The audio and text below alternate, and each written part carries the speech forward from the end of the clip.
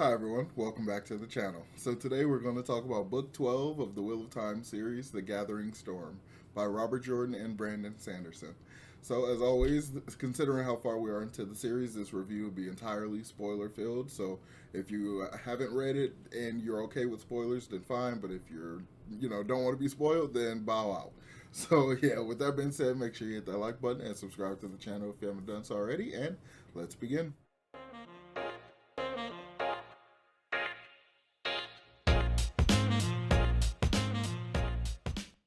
So before we get started, let me just say that I really, really like this book, but I think it's a really interesting situation too, considering this is the first book where Brandon takes over after Robert's untimely death. So we, based on the first part of the book, the little preface we get with Brandon's author note kind of thing, he basically says that there was notes from Robert Jordan and stuff, and there was a lot of kind of outline material and stuff. So he definitely wasn't working blind. So he had a lot to go off of. And my general assumption right now, you all can correct me in the comments and stuff, of course, but my general assumption is that considering the last book, it was supposed to be book 12. The entire story was supposed to end at book 12. So this was supposed to be a memory of light. I kind of took it to mean that Robert Jordan had left like a good chunk of this book, what ultimately became this book, and probably some other plot points that will be in the other two.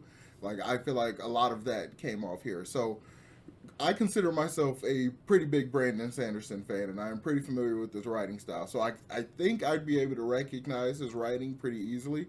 But in this, to me, the melding of the two types of writing and the voice is still was so Robert Jordan. I think Brandon did such a great job.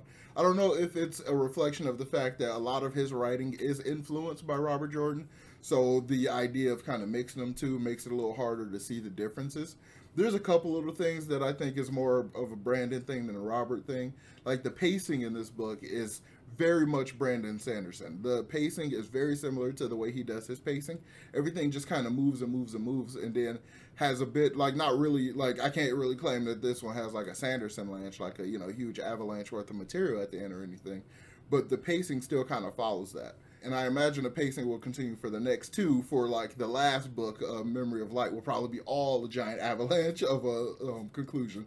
I don't know. There's some things in here that I don't know if I want to just chalk up to Brandon Sanderson or just chalk up to the fact that we're reaching the conclusion. So a lot of things are happening in a different way. So I don't know if that's just credit to Brandon writing these examples of bubbles of evil. I don't know if that's just Brandon writing them differently, or if that's just a relation to the fact that we are getting close to the end of the story and the pattern is unraveling.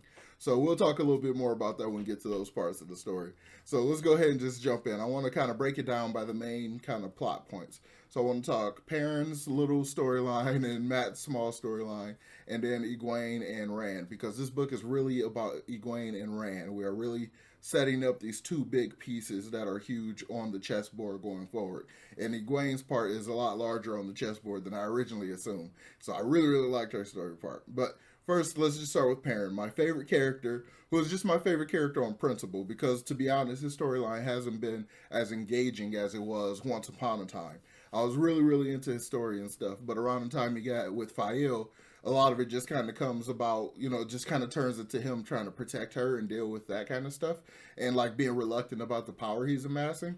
So I'm just kind of not really feeling it. But I really do like the fact that his story kind of starts off in the prologue, but it's all from Fael's POV, where she goes and kills the prophet. See, she finally gets rid of Masema. We get rid of him, he having done what he did to Aram and stuff in the last book, convincing him to try to kill Perrin and stuff, and being convinced that Perrin's a dark friend. Just the prophet himself, just all the stuff he's been doing for the longest time. It just says he needs to be getting got rid of. So it's cool. Finally, we close that chapter. We got rid of one of those annoying characters. So he's good, and that's all fine. But Fael also doesn't tell Perrin anything about it. So I guess Perrin is just going to assume he just kind of went off on his own and went to recruit some more Dragonsworn or something like that. I don't know. So I guess because we're just not going to acknowledge it, and it's just kind of just gone. So I kind of also wonder though, is that one of the things Brandon didn't have notes on? And he just I have no idea what Robert wanted to do with the prophet, so I'm just going to cut off his storyline, or if it's something that just was supposed to go that way. That's kind of interesting thought. I wonder about that a little bit. So apart from the prologue, we kind of get this interesting interaction between Fael and Perrin while they're in bed, where they both can kind of sense the kind of, you know, they're obviously not the way they were before. They can kind of sense the change and like a little tension and stuff in between them. So basically, Perrin tells Fael that he's okay with whatever she had to do, whether or not she was raped or had to like sleep her way to escape or something like that. He's basically letting her know that he's okay if she had to do that and all that kind of stuff. And she's like, I already know that you would have been okay with it. Like, that's not even the issue and stuff like that. And she's like, but I didn't do anything like that. And then he basically tries to reassure her, like, no, I didn't sleep with Bearlane, even though like everybody in the camp and stuff is saying that. All the women are trying to like pretend they're not, you know, passing that gossip, but they clearly are and stuff. And she's like, don't even worry about it. Like, I'm not giving any breath to, like, any air to anything that anybody is saying. Like, I know you weren't unfaithful. Like, so it's just like, there's no issue between them. Like, they understand that neither one of them were unfaithful, even though I feel like Fael has much more leeway to have been unfaithful than Perrin would have had. I mean, for the obvious reasons, but I also think in general, because Perrin has this, like, this I really don't want to make a like a puppy comparison because he's like a wolf brother and that feels insulting, but he has that very much kind of dynamic with Fael. He's very much like he'd be okay if she walked all over him in a lot of ways, and part of me is like but like a lot of it's like that culture kind of stuff, so it's like whatever. But just in general, Perrin's storyline just hasn't really gone anywhere lately, and I'm a little annoyed by it. But the one little hint that we did get that something is going to happen later is his conversation with Hopper in the Wolf Dreams.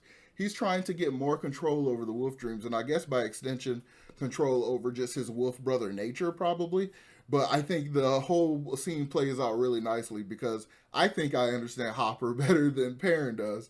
And he's like so desperate to try to get control and like control and all this stuff when it's not about control. Being a wolf brother is basically, it's not about control. It's almost the exact opposite. So I feel like he's in a situation where he's basically going to have to give himself to the wolf and kind of be on like that thing that he kind of feared in the beginning about like losing his humanity and becoming like a full kind of hermit like wolf person like he's heard from Elias and stuff. So like I feel like he's going to have to like literally walk that line. He's going to have to get to the point of being completely out of control. That's the only way to control it, is to fully embrace it and allow yourself to be. So I think that's kind of what he has to go through, and I really kind of hope so because that would satisfy my hope for some Wolf Brother stuff, and it would be a cool little thing to happen with Perrin and probably give his character a little bit of a shakeup because he's been very stagnant lately. So I really hope that's the what comes about of that conversation with Hopper, because if that's not the point that Hopper was trying to drive at, then Hopper was just being mean. He's like, no, you don't get it. Like, I don't understand why you still being a two legs. Why aren't you a wolf? Like, no, it's not about control and all this stuff. Like, he was kind of just like, because he's very much is just a pup. Perrin is a pup, and Hopper just kind of has no patience for it anymore. So in my own head, I think it has to be something like that. Like, Perrin is trying too much to like hold on to this type of control thing when it's the complete opposite is what he should be going for. It's more about embracing and being and just kind of going with it.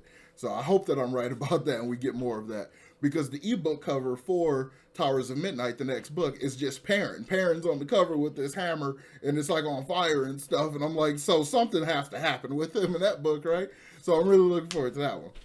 But yeah, that's pretty much all that happens with Perrin. It's not a whole lot with Perrin or Matt in the story, but we do get some interesting little tidbits. So like with Matt, we have actually also with Perrin, there's kind of like, well, no, I don't know if Perrin really knows about it yet, but we find out through Matt's storyline that there are these notices being spread around of their likenesses, like people are looking for them. We know as the audience that it's because the Forsaken is like, we got to kill them too. Like the guy who is what is that word, Nablus right now, like he's basically claimed Rand, so like he's like, everybody else go kill the other two Targaryen or whatever.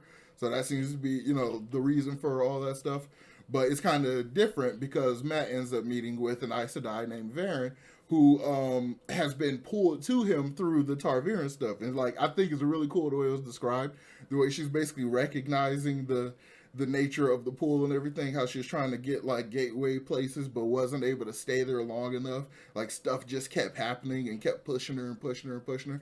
I thought that was a really cool way to show the Targaryen pool and Targaryen nature and stuff. I thought that was nice. And then they end up in this situation where she gives him paper and basically like there's something on it, there's something important on it that's going to influence what he has to do, but he doesn't like it because he feels like it's, you know, it's too much hurting. Even though I kind of feel like that's more of a Rand thing right now because it's fear of being put in boxes. So I feel like that emotion will more fit Rand than it does with Matt at this current time, even though he just doesn't trust Aes Sedai, period. So like him pushing back against it so hard is a little, I don't know if that's a difference because Brandon's writing it or just, I don't know. But in any case, like, so they kind of settle. She's like, wait 10 days or whatever. And then he's like, no. And like, they kind of settle on this 30 days thing. So like in 30 days, I guess he's going to open it and see what's going on if he hasn't already done the thing that it says to do. I don't know what's going on with that. I'm interested to find out, but it's just very random to me. But something that happened in Matt's story that cracked me up.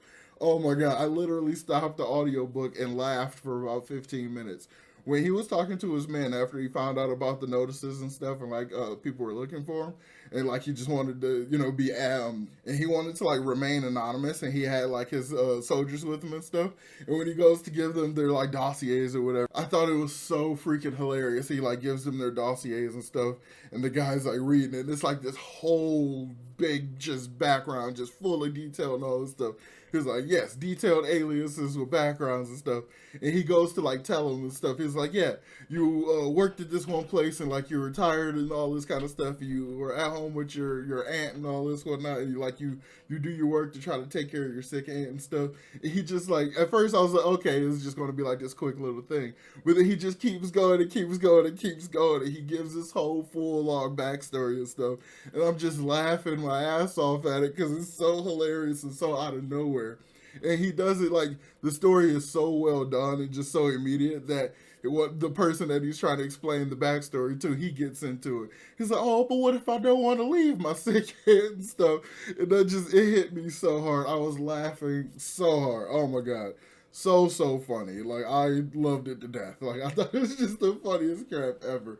And it was so funny because it'd be such a small part of Matt's storyline, which is fairly small in this book. It just hits so hard. It's one of the funniest interactions with Matt that I've seen.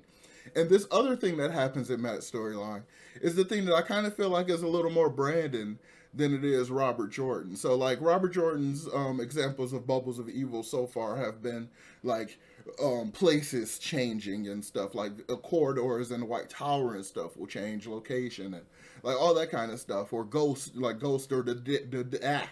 guess the dead walking and stuff. Like, different kind of very subtle and kind of small but very disturbing things. So in this book, when we go to that town that has the interesting name that I can't pronounce for the life of me, like we go to that town where everybody at sunset ends up attacking each other and they like kill each other and stuff. But then in the morning they just all wake up and it's all been reset. That situation to me feels kind of like Brandon. That feels like it's an interesting kind of overlap a little bit because I think the Bubbles of Evils is really the inspiration where Brandon uses some of the effects on some of his shard worlds in the Cosmere, like some of the just strange effects that the magical residue or something like that will have on the planet or an entire planetary system or whatever. I think a lot of that is inspired by the concept of the Bubbles of Evil. So, but the way Brandon does them, they're a lot more elaborate and they're a lot more obvious and it's a lot more noticeable. So to go to a town where something like this is happening, it's so obvious and it's so noticeable that like obviously they said other travelers and stuff have come to the town and stuff and ended up caught in the web. So no matter how far away they go, they always wake up back there and stuff. So this feels like a Brandon-esque scale of weird thing to happen, but it's a very unsubtle kind of very creepy just apropos of nothing kind of thing that happened that is very Robert Jordan Bubble of Evil. So I don't really know like who originated the idea, but I loved it so much. I thought it was so much fun and so freaky, just absolutely creepy. Just the whole tone of it was very different than anything we've dealt with before. Like this book has had some kind of like I guess I'll call it creepy stuff, but that was like creepy. It was tense. It creeped me out. It was just really good. And I like a lot of the character stuff we get with Matt and Tom. Like the way Matt basically reiterates to Tom, like he trusts him so much and like he much rather have him, you know, at his back than anybody else and stuff like that. I just really like their dynamic. It's almost not surrogate father, but like big brother, uncle kind of thing for Tom to Matt kind of thing. Like I really like their dynamic a lot. And I think that's really cool. And I think they have Just like that entire storyline, just I dug it so much, and I wonder if it's a hint as to something to come. Like, is that a hint that Tom's going to die or something? Like, I don't know, because it feels like one of those things that they do in movies where characters start talking about their future and all that stuff, and then one of the characters die.